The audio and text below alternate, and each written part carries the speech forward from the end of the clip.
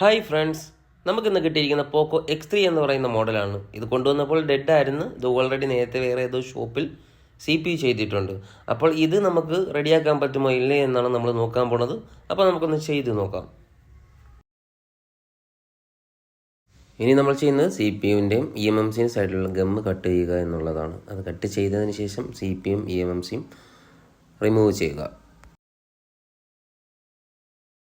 CPU eMMC remove ചെയ്തതിന് ശേഷം board clean ചെയ്യുക. നല്ല പക്കായിട്ട് ലെഡൊക്കെ ഇട്ടിട്ട് അടിപൊളിയായിട്ട് വിക്കും ഇട്ട് പിടിച്ച് ക്ലീൻ ചെയ്യുക. ക്ലീൻ ചെയ്താൽ മാത്രമേ നമുക്ക് IC വെച്ചാൽ അതിനകത്ത് ഫിക്സ് ആയിരിക്കത്തുള്ളൂ. ഇതാണ് നമ്മൾ ക്ലീൻ ചെയ്തിട്ട് നിങ്ങൾ കാണുന്നത്.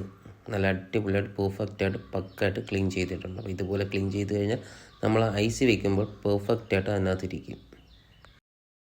അപ്പോൾ നമ്മൾ IC എല്ലാം റീഫിക്സ് ചെയ്ത് എന്തായാലും സാധനം ഓണായിട്ടുണ്ട്.